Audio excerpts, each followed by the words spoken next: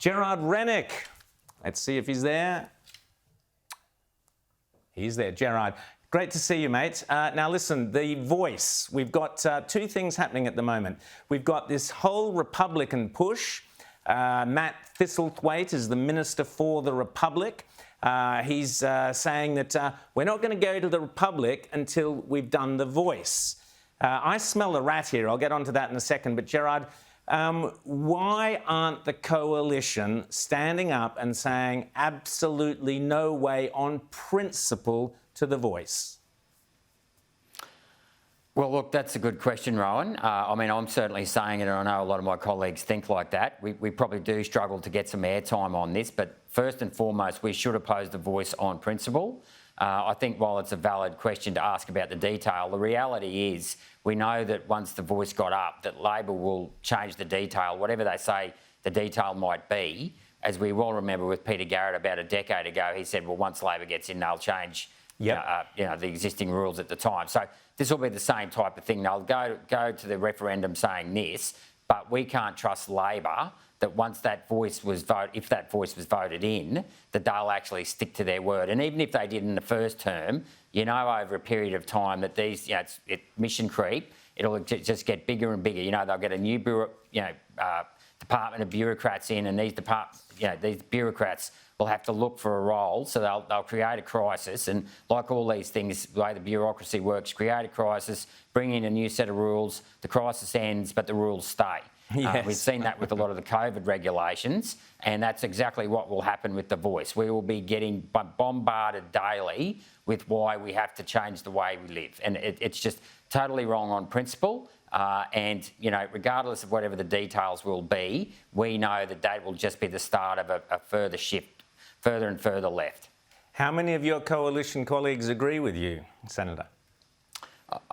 Look, I think a lot of my coalition colleagues agree with me. It's just a question of getting the airtime in the mainstream media and pushing back on that.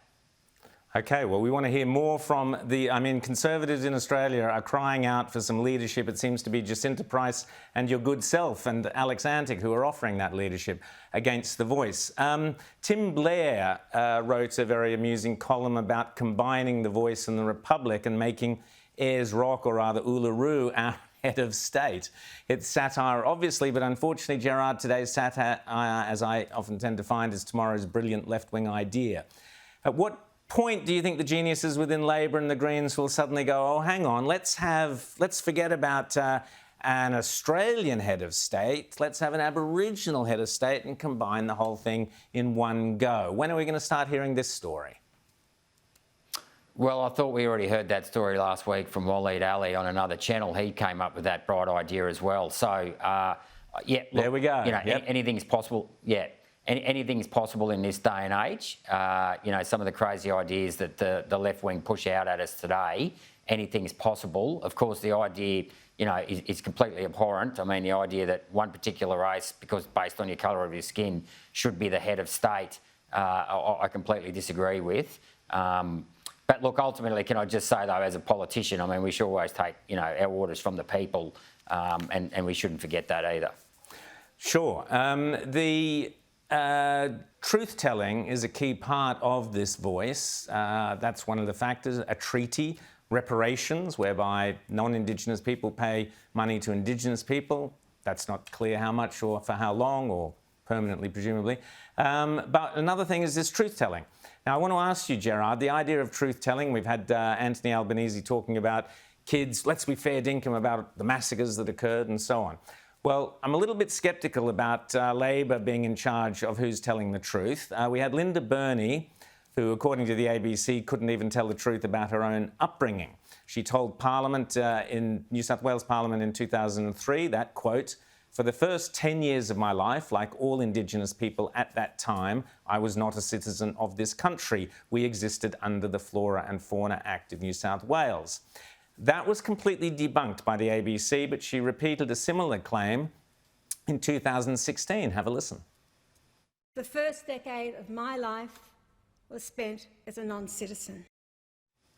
Now, she's the minister in charge of all of this. Anyone born after January 26, 1949 in Australia was automatically an Australian citizen. Linda Burney was born in 1957, therefore she was automatically an Australian citizen. I'm going to ask you, Gerard, did Linda Burney mislead Parliament? Well, look, I mean, if what you say is true, that would seem like the case. But unfortunately, we live in a post-fact world where it's all about the narrative, and when it comes to actually fact-checking, it's always very light on the ground.